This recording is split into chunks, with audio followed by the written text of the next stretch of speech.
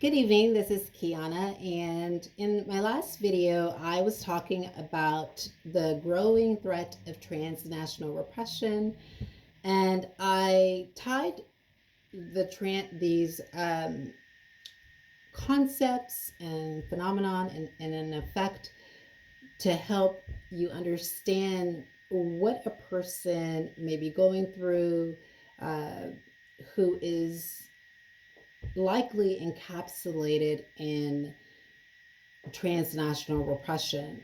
In my belief and what I've been studying, there are particular ways in which countries silence dissent, the ways in which countries may silence dissent is really not always lethal.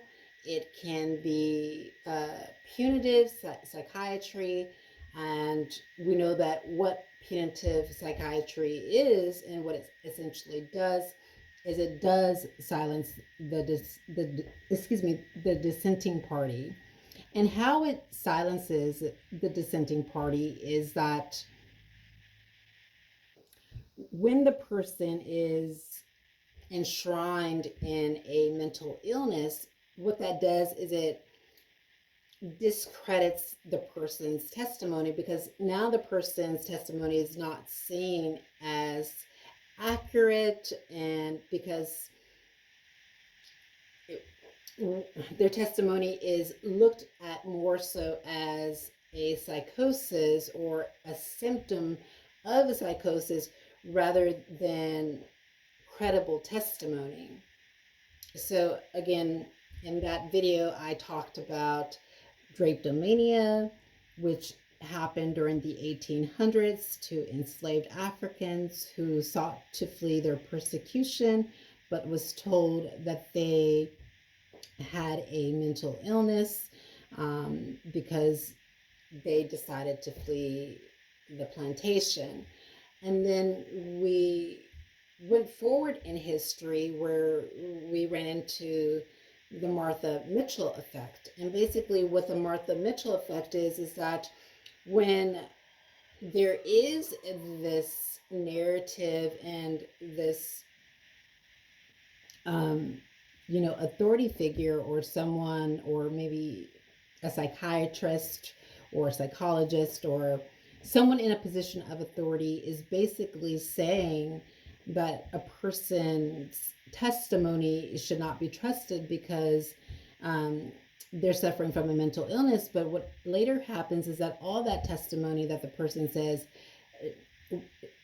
ends up to be true. So that is essentially what the Martha Mitchell effect is that a person could be speaking out against human rights wrongs or corruption, such as what Martha Mitchell did during the Nixon administration, and authorities could come in and silence that person and create a narrative that the person is suffering from a mental illness so that other people won't trust that person's testimony.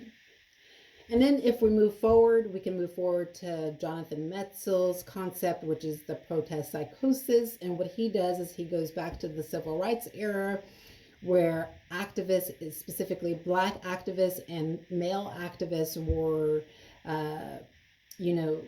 fighting against their oppression and speaking out against abuse and persecution by the U.S. government.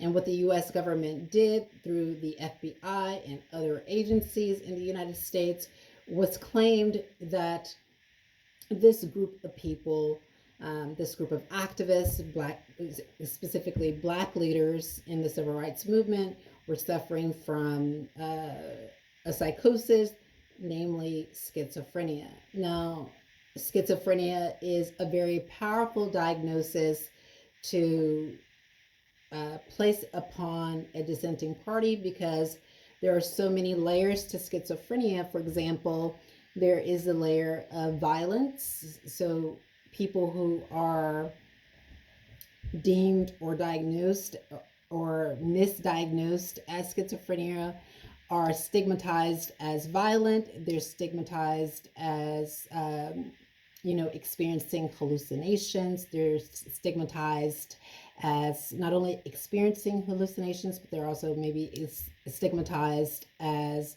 uh, not being able to record events, maybe mentally record those events accurately. So you can see how schizophrenia is a very powerful tool to use against someone who is dissenting. Another element, or I guess a symptom of schizophrenia, is paranoia. So, when we think about paranoia, there's healthy paranoia, and this is not medical advice. So I just want to give that disclaimer. I'm not a medical doctor. I don't have a PhD. Um, and I don't work in medicine or psychiatry. So this is kind of for informational purposes only, educational purposes only, but it is not to be taken as medical advice or any type of psychiatric advice. If you want that kind of advice, I would recommend that you speak to a psychiatrist or medical doctor, because I don't have those credentials. I am just a researcher and a human rights defender.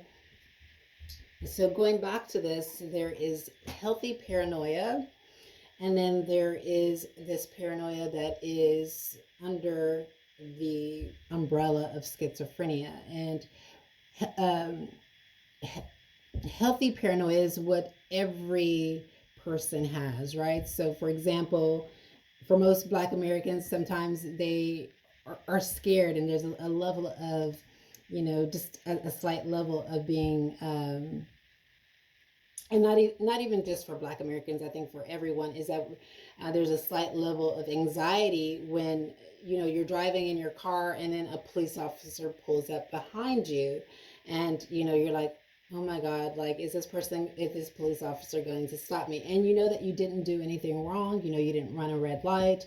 You know that you have your license on you. You have your insurance.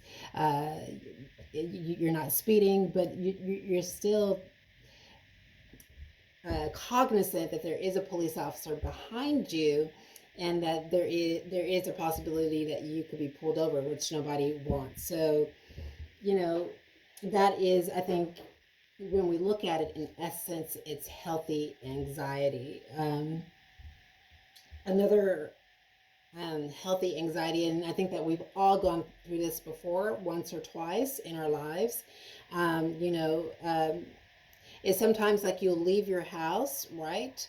And maybe you're in your car and you're driving, and you're like, did I lock the windows, or did I turn off the coffee pot, or did I turn off the iron? Maybe I was ironing clothes. I'm not sure if I did that.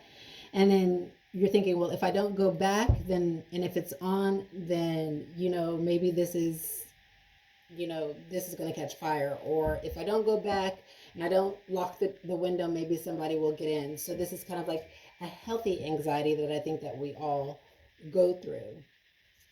Another example of healthy anxiety is that if we're walking down the street alone and someone is walking behind us, especially if you're female and you're walking alone and there is a man behind you, I think it's healthy anxiety to kind of look behind you and, wonder about that person who is walking behind you. If you're a woman, and I think you know exactly what I'm talking about, if you're walking down the street and there's a man behind you, maybe, not necessarily trailing you, but kind of in the distance, and you're on the street alone with this person, it's not necessarily that you think that this person is a criminal or going to attack you, but you are cognizant that that is a possibility, and therefore there is a little anxiety there. So maybe you might speed up a bit, you might take out your phone,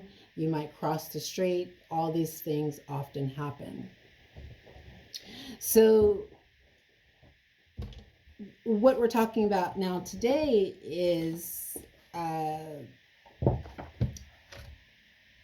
transnational organized crime. And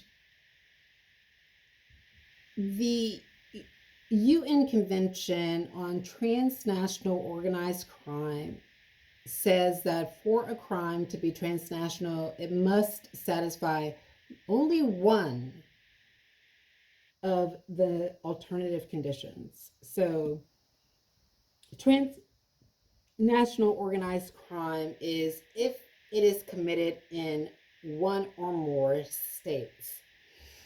So, when we think about what is a crime, right? What is an organized crime? An organized crime is one crime that is committed here in, let's say, for instance, the crime is committed in the Republic of Ireland, such as repression, and then so maybe a group of people, an organized group is repressing a person's human rights defender activity. That person leaves the Republic of Ireland and they come to Northern Ireland, and that group continues to repress that person's human rights defender activity. So that satisfies the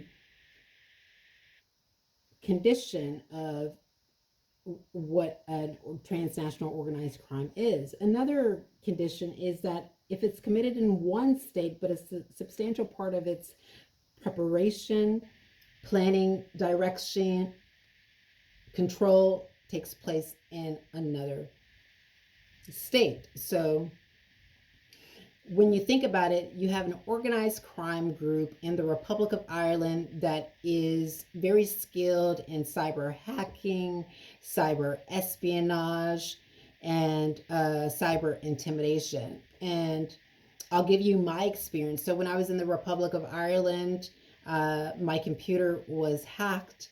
My emails were accessed. My email accounts were shut down. Currently I don't have access to my own website. I haven't had access to my website in 7 months and haven't been able to report on it. Also, I haven't had access to my 2 Twitter accounts. So that is a suppression of my social media under Article 10, because I have a freedom of expression in the European Union and under the European Convention on Human Rights. And there are other accounts, such as my LinkedIn account. I haven't been able to actually upload information on my LinkedIn account because cyber insurgents have blocked my access to my LinkedIn account. And therefore I can't network to actually find opportunities. So this is a form of repression and intimidation. Now, when I fled the Republic of Ireland and I came to Northern Ireland, I have continued my human rights defender activity. If you've been watching my YouTube videos and kind of following my story, you understand that yes, I have continued my activity. But while I have been in Northern Ireland, the accounts that were deleted was I had a Proton account deleted. I had another account that I think I created, and it was an email account. I can't think of what the name is, but it was deleted very quickly. I had a Medium account, which I often blog on and post a lot of my human rights defender activity on. That was deleted as well. It wasn't deleted, it's still visible online, but essentially what happened was that insurgents blocked my access to that particular account. So I no longer have access to that account. And this all satisfies not only transnational organized crime, but internet fraud. And we'll get into that in another episode. I won't talk about internet fraud in this episode because I think it's a subject all in itself. But in this episode, we're just kind of talking about transnational organized crime. So it is also satisfies the condition of an organized crime that is transnational if it is committed in one state but involves an organized criminal group that engages in criminal activities in more than one state. So An organized criminal group can be a group of vigilantes that don't like, let's say, for instance, I'm a Black human rights defender, and I often speak about racial issues. So if this group is a majority, for example, if a group is majority non-Black, and they are silencing my dissent because I'm speaking out against racialized issues, essentially this could come under the umbrella of transnational organized crime. And lastly, one of the conditions that just needs to be satisfied is that it is committed in one state, but it has a substantial effect in another state. So what does that mean? Let's say, for instance, that you have an organized crime group who is engaging in cyber espionage or cyber hacking and cyber intimidation. So if that group is in the Republic of Ireland and they're under, let's say, the authority of this political leader or this very influential person, and this very influential person is giving them money to carry out this specific activity against, let's say, for example, me, and I am in I am in Northern Ireland, but they're in the Republic of Ireland, and they're planning on how best to manage my specific situation, how best to repress my speech, how best to do it in a way to where no one knows or people question as to whether this is real. Now think about it. We're going back to this element.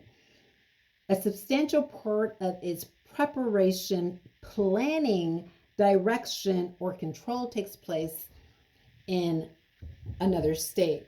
So if this planning and direction and a lot of this strategy is taking place in the Republic of Ireland, and this group is saying, okay, this is what we're going to do to this person, we're going to do this, and we're going to do that, and we're going to do this, and we're going to do that. This is essentially what transnational organized crime is. And going back to the last element is that it has a substantial effect in another state. So if all that activity is taking place in the Republic of Ireland, and I am in Northern Ireland, and I can't blog on my account, I'm not gaining a followership because hackers and cyber insurgents are suppressing my followership and making sure that I'm not getting tweets, making sure that I'm not getting the kind of followership that I desire. They're inundating my account with bots and causing me distress and engaging in this internet activity that is debasing me in front of other people. Essentially, this would come within the gambit of transnational organized crime. But not only would it come within the gambit of the UN's Convention Against Transnational Organized Crime, it would also come within the gambit of the European Convention on Human Rights, that Article 3 violation, because no person should be treated with degrading treatment and punishment. Now, we know that often a crime is illegal when it's done, there's no transparency behind the activity, and you don't know the person who is perpetuating it. So, for example, if it is cyber hackers, we often don't know the identity of cyber hackers. We don't know who is hacking us. We can speculate that it is either the state doing it or it's an organized crime group, but we don't know the identity, so we don't know the specific person that is doing it at a specific time.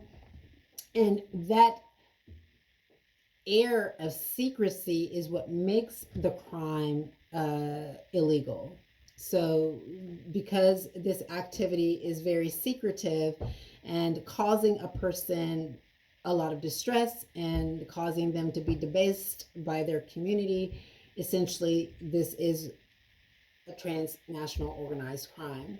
Now, organized crime, when we think of it, again, we have to think of a group of people that are engaging in this kind of activity.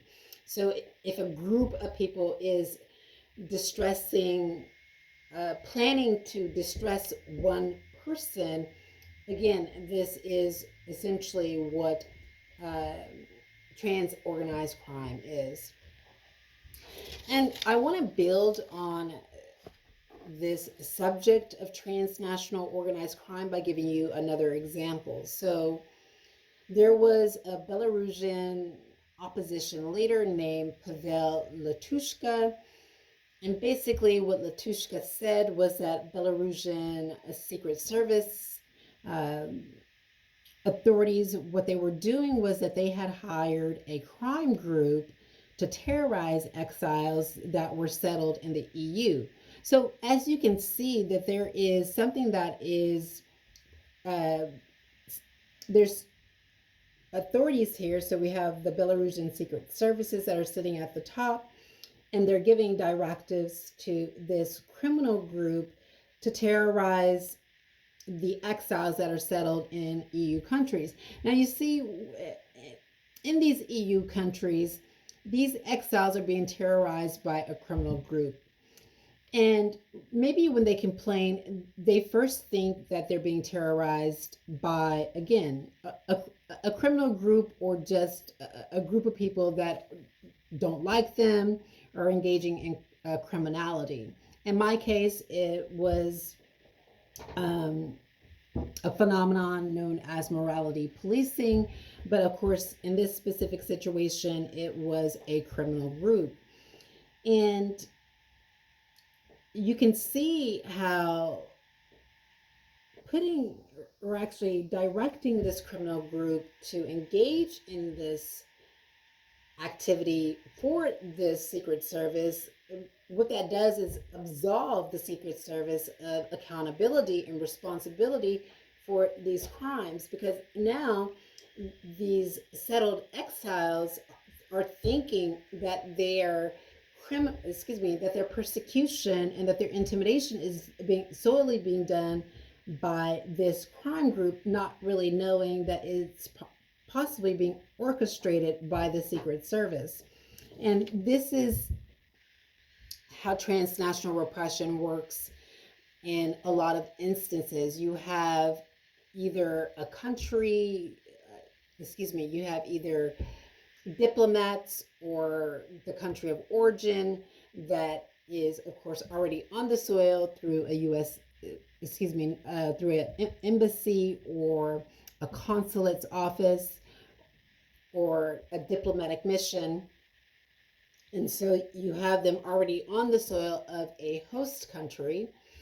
And while they're on the soil, they have a lot of, I want to say, what they have is coercive power, referent power, legitimate power. And these different types of power allows them to co-opt the country and to give orders and to give directives and maybe to give incentives to groups of people to engage in specific activities. Now, in the case of Latushka and what Latushka was speaking about with the Belarusian secret services, with this particular organized crime group, I think in this situation, it was known that there was a criminal group, but sometimes in democratic regimes, of course, Latushka is speaking about EU countries as well, but these groups don't necessarily have to be like, I like these really tough crime groups like Gotti or uh, I forget the like the cartel or anything like that. They don't have to have that kind of modus operandi or that level of intimidation. It could just be a group of people who are persistently bullying a person. And so when you think about it, a diplomatic mission, an embassy, a consulate office that does not like their citizen speaking negatively about abuses that are happening within the nation, and they're speaking about those abuses abroad, what can happen is that these countries, excuse me, not countries, these diplomatic missions, consulate, embassies, they can give incentives to groups to persecute a person. And sometimes groups really don't know what they're doing is persecution. They just often think that it is an instruction that they're given to maybe engage in like a silly game. But when you think about it, is that when this victim is constantly being receiving distressing messages over and over and over and over and over and over every single day, then this tends to weigh on the person and can make it difficult for them to, um, you know, prevail or to see a way out of the situation. And there are other situations, but we'll get into that next time. But they don't always have to be distressing messages. It can also be distressing behavior. So when you think about a child in school, let's say for instance you have a child that is in school and their hair is different than everybody's hair in that school, and you have students that are constantly coming up to the child and yanking on their hair, and not only yanking on their hair but making fun of their hair, saying negative things about their hair, uh, isolating them, not talking to them because their hair is different. And so like every day you have a different student that's pulling on their hair, yanking on their hair, and making this student cry because their hair is so different. This is going to take a toll on this victim, and the toll is psychological and emotional, and it could have far-reaching effects, that the person may be, you know, I, I want to say persuaded or compelled to self harm, and regrettably. So, as you can see, like transnational repression is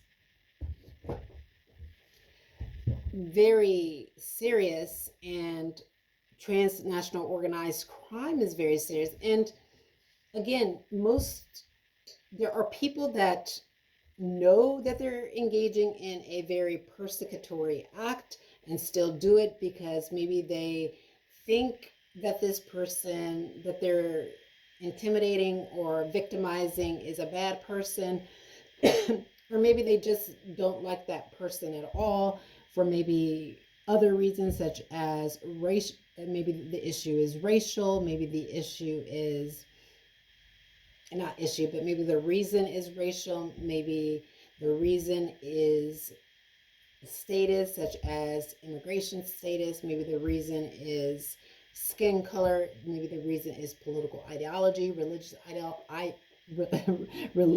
ideology. It could be for different reasons. But I think what we should learn from this is that whenever a person is speaking out against abuse, and they are alone, and they have articulated that they are going through something serious, I think it's incumbent on us to at least hear the story out if we are in a position of authority, and to follow that account, and to investigate that account. And you don't necessarily even need to believe the account, but so is, at first blush, we don't believe a lot of stuff that we're told, right? But what you can do is you can follow that account up and say, okay, well, this person told me that they're going through transnational repression, or maybe they don't even know that it's transnational repression, but this person is telling me that they're being persecuted, and this is the evidence that they have of their persecution. Now, most times when a person who is going through transnational repression is speaking out against their abuse, you do have a toxic authority figure who is very persuasive. So they have referent power. They come in and they're very charismatic, and they come in and they speak on this issue, and they say, oh no, like, look at this. And I think it's incumbent on a balanced and impartial human rights organization, so a balanced human rights organization, or a solicitor, or maybe the organization is not dealing with human rights, but they're dealing just in social services. But it's incumbent on all of these parties to weigh the evidence and look at both sides of the evidence. And if a person is coming to you and they're telling you that they're being persecuted, and you know who the person is that's persecuting them, it's your responsibility to speak up and say, hey, this is what this authority figure is saying, and I want to get your side of the story on it. And you will see that if you did that, what that would do is that would actually drop the curtains, and I think everything for this victim would clear up, and there would be, of course, transparency and accountability, because now the victim knows who is behind their persecution. Things are starting to make sense, things are coming into place, and it's important, I think. Now, this transnational repression, often what happens is that toxic authority figures and toxic groups tend to use other situations and other phenomenons and they try to interchange it with transnational repression. Because transnational repression, there's typologies to transnational repression. It can be mistaken for other, or it can be diagnosed, I'll use that word, right? It can be diagnosed for a different phenomenon.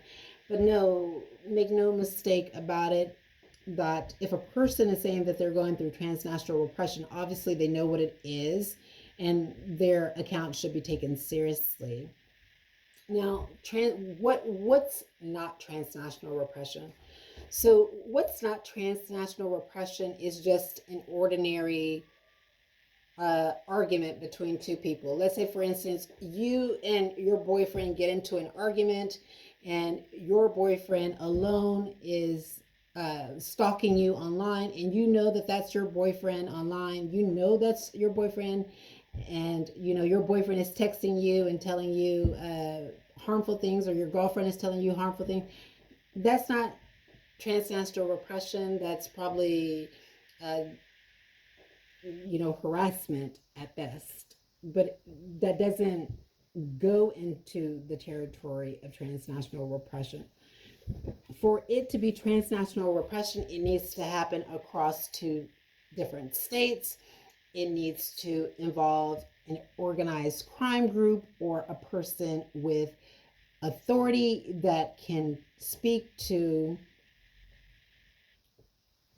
leaders in the host country and stop a person from accessing their rights. So this is like the right to education, the right to freedom of expression, the right to their private life, the right to security, the right to love, the right to have a fair trial. These are all rights violations that come within the gambit of transnational oppression. So we'll talk about more next time.